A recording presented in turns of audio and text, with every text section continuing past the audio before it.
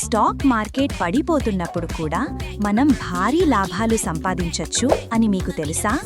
దీన్నే short selling అంటారు. ఒక చిన్న ఎగ్జాంపుల్తో చెప్తాను. మీ ఫ్రెండ్ దగ్గర 1 రూపీ లక్ష విలువైన కొత్త ఐఫోన్ ఉందనుకోండి.